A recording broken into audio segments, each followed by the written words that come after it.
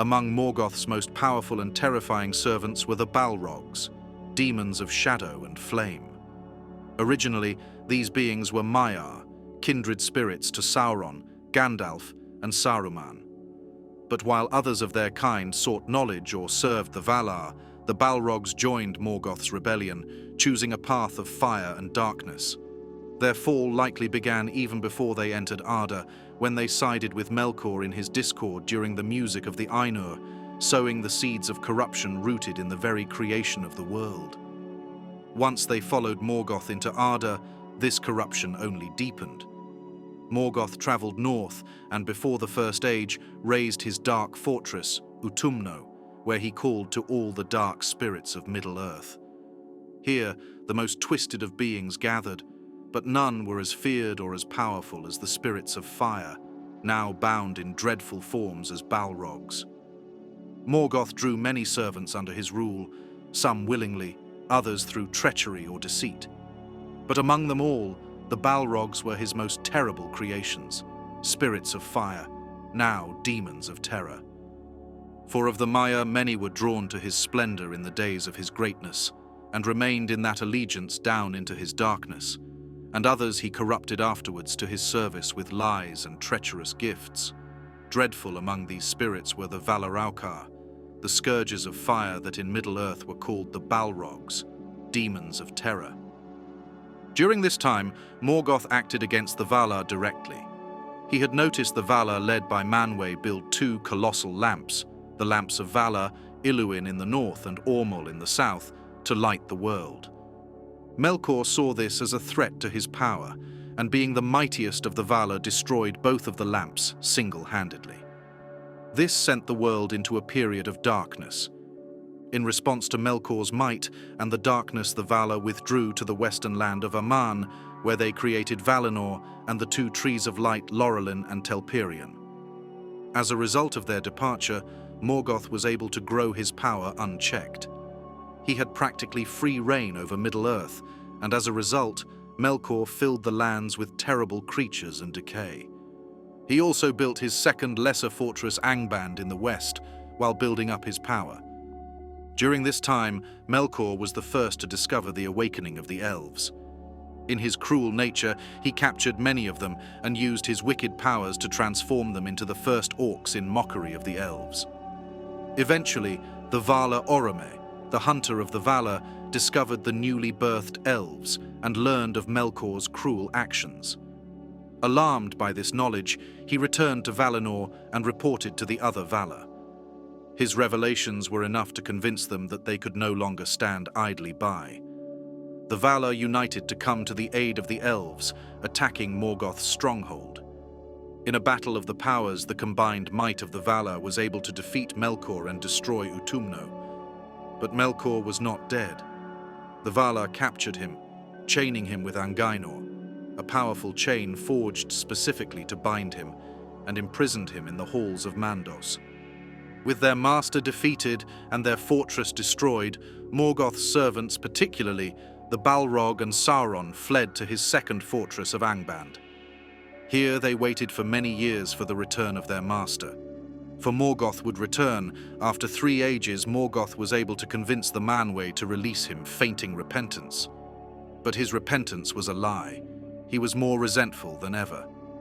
Morgoth blamed the Elves for being the cause of his downfall. Over a long period, he influenced an elven realm known as the Noldor, planting seeds of doubt and resentment toward the Valar. His dark whisperings convinced them that the Valar had wronged them, igniting a thirst for vengeance. However, the Valar soon caught on to Morgoth's schemes and prepared to seize him once more. But they were too late. Morgoth had joined forces with Ungoliant, a primordial being that took the form of a monstrous spider. Together, they conspired to destroy the 2 trees of Valinor, Laurelin and Telperion, which provided light to the world. In their vile partnership, they succeeded in slaying the trees and stealing the Silmarils, the most prized jewels crafted by the Elves, which contained the light of the trees. With the Silmarils in his possession, the duo was able to escape to Middle-earth. But Ungoliant had bargained with Morgoth for her help, She wanted the elven jewels, including the Silmarils. Begrudgingly, Melkor gave her the lesser jewels, but refused to give up the Silmarils. Sensing this betrayal, the empowered Ungoliant attacked Morgoth. Hearing Morgoth's cries for help, the Balrogs rose from their slumber in Angband and rushed to Melkor's aid.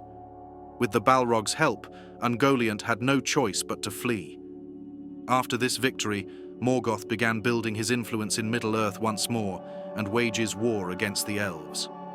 Like Ungoliant, the Elves did not know the Balrog, and Feanor, the Elf King of Noldor, eager to defeat Morgoth after his trickery and confidence, after a glorious victory against Morgoth's orcs, charges into enemy territory. Here he is ambushed by an entire group of Balrog, including Gothmog, the strongest and most cunning of the Balrog. Gothmog, who leads the Balrog, defeats and mortally wounds Feanor, who dies after being rescued by his sons. His death created a power vacuum in Noldor. The Elves were divided by internal strife. The disputes among Feanor's sons led to tensions that distracted them from uniting against Morgoth. This division made it difficult for the Noldor to mount a coordinated attack against Morgoth, effectively stalling any potential military response for many years. However, they were not still forever, and eventually the Noldor elves united along with the race of men. The Edain began a siege against Angband. Though this siege was more to keep Morgoth trapped than anything, as they did not attack. During this time, Morgoth willingly returned to Angband and spent the next many years recovering his strength and building up his forces. Offering little resistance, but in FA 455, Morgoth launched a surprise attack. The Balrog played a crucial role in the ensuing battles, these battles known as Daegor Bragolach. They acted as commanders and pillars of Morgoth's army, breaking the siege of Angband almost effortlessly. The Balrog tore the defenses apart and went on to assault the fortresses of the Elves and their allies, the Edain. The entire series of battles was an overwhelming victory for Morgoth and caused the Noldor king to become enraged and challenge Morgoth to a duel which he lost and died. The Balrog would have another overwhelming victory during the Nirnaeth Arnoediad. Maedhros would lead an alliance of Elves and Edain in a counterattack against Morgoth, but the Balrog was too much for them, and Gothmog would return to kill Fingon, the second elven lord defeated fallen by his axe. Gothmog would also capture Hurin, one of men's greatest warriors and the lord of Dor Lomim, leaving the elves and realms of men in shambles, and they have no choice but to go into hiding. However, the elves would not be able to hide for long, as Morgoth found the secret location of Gondolin, one of the strongest remaining elven cities. He sent forth his armies of orcs, dragons, and Balrogs, and laid siege to the city. Many of the elves attempted to flee through a hidden passage. These elves were, however, found by one of Morgoth's Balrogs. However, Glorfindel, a mighty warrior, and the same one that we see in the Third Age, blocked his path, while the remaining elves escaped. The two beings fought fiercely on top of a large cliff until Glorfindel managed to push the Balrog off with his remaining strength. But the Balrog latched onto him as he fell, and they both plummeted to their doom. Glorfindel's sacrifice was not in vain. He had managed to defeat a Balrog for the first time in history, and this wouldn't be the only Balrog to fall during this battle. Back in Gondolin, the city is on the brink of collapse. Gothmog appears once again to lead the forces of Morgoth against the city. He burned his way through the city, reaching the Fountain of the King in the city center. Standing in his way, the Lord of Gondolin and the Lord of the Foundation, Ecthelion. After a fierce duel, Gothmog eventually wounded Ecthelion, causing him to lose the ability to wield his sword. And just as Gothmog was able to deliver the final blow, Ecthelion charged at Gothmog, and while thrusting the spike of his helmet into the beast, he pushed him into the Fountain of the King, where they both drowned. While Morgoth's minions and Balrog were able to capture the city, he lost two of his Balrog, his mightiest servants, which begs the question, how many of these Balrog did Morgoth command? The answer isn't straightforward. Tolkien suggested that there may have only been 3 to 7 Balrogs in existence. These were beings of immense power, each one originally a Maiar spirit, twisted into a force of darkness. Given their strength, Morgoth didn't need an army of Balrogs. Just a handful were enough to devastate whole armies. More than 7, and Morgoth would have likely been unstoppable, with the power to subdue all of Middle-earth with ease. If Morgoth did command more than 3 Balrogs, it's likely that additional unnamed ones fought during the Wars of Beleriand, including the War of the Great Jewels and the War of Wrath, and may have met their ends during these battles. However, we know the fates of at least 3 notable Balrogs. First is Gothmog, the Lord of Balrogs, who fell in single combat with Ecthelion at the fall of Gondolin. Then there was Lungorthin, often considered Gothmog's second. Lungorthin's fate is ambiguous. He may have been among the Balrogs destroyed during the War of Wrath, could have been the one defeated by Glorfindel during Gondolin's fall, or might even have escaped into hiding after Morgoth's defeat. But at last, the might of Valinor came against Morgoth, and the Balrogs were destroyed, save some few that fled and hid themselves in caverns inaccessible at the roots of the earth. After the War of the Wrath ended, most of the Balrog were destroyed, and those left fled and hid. This leads us to the last-named Balrog, Durin's Bane. After Morgoth's fall, Durin's Bane fled deep into the roots of the Misty Mountains, hiding away until he re-emerged in Moria during the Third Age. If any other Balrogs survived, they likely followed a similar path. As for Durin's Bane, he remained dormant in Khazad-dûm for over 5,000 years, missing the entire Second Age and much of the Third. This was until 1980 of the Third Age, when he was awakened by dwarves driven too far by their greed.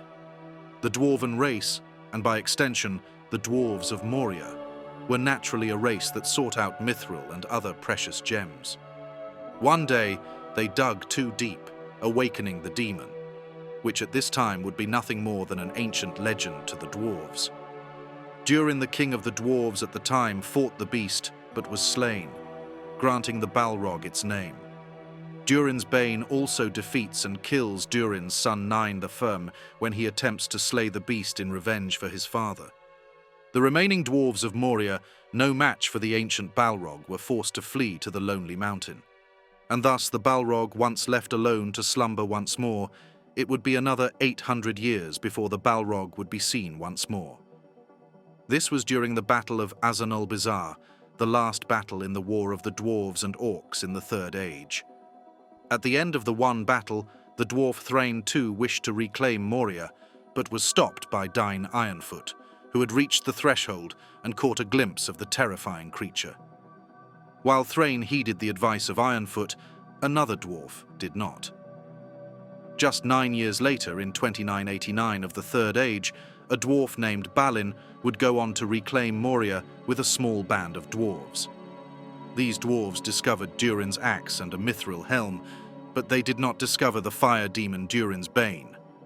Surprisingly, Balin would never encounter the Balrog and would go on to rule Moria for about 5 years before Sauron's forces would invade Moria once more and kill Balin and his realm of dwarves. Balin would be buried in a tomb of Moria, the same one the Fellowship discovers during their visit to the ancient abandoned kingdom. They had been examining the great door on the other side of the hall and had found that this too was carved with runes in the dwarf language.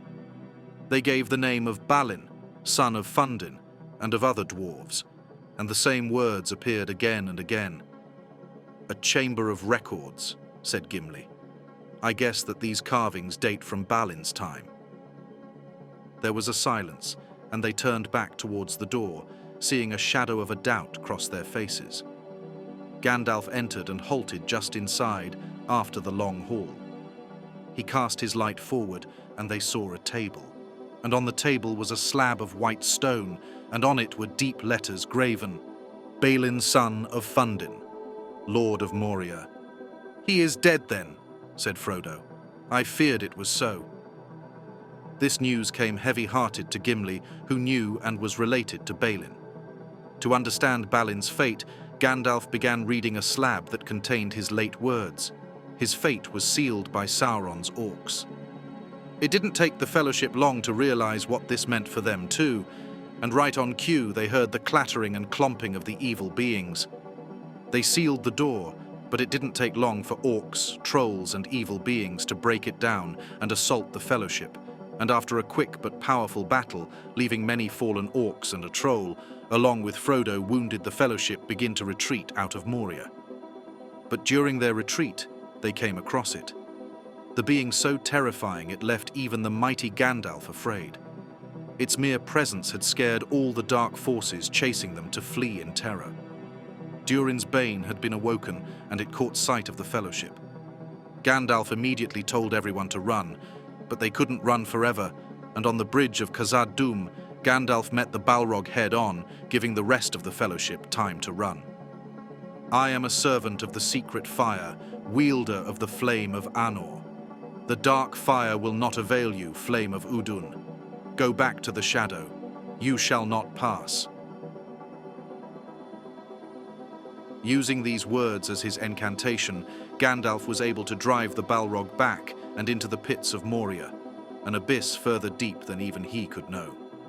But right as Gandalf paused, Durin's Bane whips of flame and fury launched out of the darkness and latched onto Gandalf and pulled him down with Durin's Bane. The Fellowship would mourn Gandalf, but for Gandalf, he wasn't dead Gandalf, and the Balrog had fallen deep into the chasm, slamming into a mysterious lake. This lake would extinguish Durin's flames. But the horrors they found here were so terrible that both Gandalf and the Balrog, instead of outright fighting, eagerly tried to escape. Gandalf called the beings he saw here as the Nameless Things, beings that gnaw at the world. Durin's Bane, knowing his way, went first, and Gandalf trailed behind him for an unspecified amount of time until they reached the endless stair, crafted by the dwarves, leading up to the summit of Ziraxigil. There, at the very peak, their clash reached a brutal, fiery zenith. In this epic showdown, Gandalf managed to defeat Durin's Bane, potentially ending the line of the Balrogs. Darkness claimed Gandalf soon after, as he too succumbed to the exhausting toll of the battle. With Durin's Bane defeated, the Balrogs faded into legend. Some believe a few may yet lie hidden, as Durin's Bane did for so many ages, while others speculate he may have been the last of his kind. This raises a haunting question. What truly happens to a Balrog upon death? This leaves us with a question. What became of the Balrogs after their defeat? What is the fate of these dark spirits after death? The Balrogs are not simply creatures bound to flesh and blood. As Maiar spirits, they, like the Valar, exist beyond their physical forms. When a Balrog's physical body is destroyed, it doesn't vanish in the way that mortals do. Instead, as Maiar, their spirits persist beyond death. For even mortal spirits go to a place beyond the world, but for the Valar and the Maiar, their spirits are bound to their physical forms only temporarily, serving as vessels to interact with the world. The destruction of a Balrog's body may limit its ability to act in the world, but it doesn't end its existence. Instead, the spirit could remain as a shadow, or even seek new forms over time. So it's possible the Maiar spirits behind that Balrogs could actually still return, perhaps with similar intentions as before or as redeemed spirits. But if they could come back then, what of Morgoth and Sauron? Their ends were far more complex.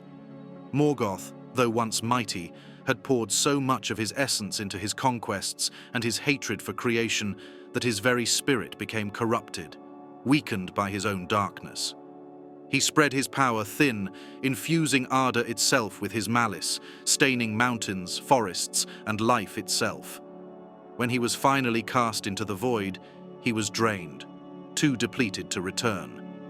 Sauron, following a similar path, poured his power into the One Ring, binding himself to it to wield greater control over Middle-earth. But in doing so, he too became vulnerable. When the ring was destroyed, so was his physical anchor to the world, leaving him only as a faint shadow of malice, no longer able to take form. The Balrogs, on the other hand, may not have corrupted themselves as far meaning they could return. But on the other side, it's possible they went too far, and no longer will be able to return to the world, and will remain the same as Morgoth or Sauron's spirits that have lost any ability to affect the world. What do you think? Do you think the Balrogs could return, or do you think their fates have been sealed like their master Morgoth? Leave your thoughts down below. If you liked this lore video, please consider subscribing and liking the video. Thank you.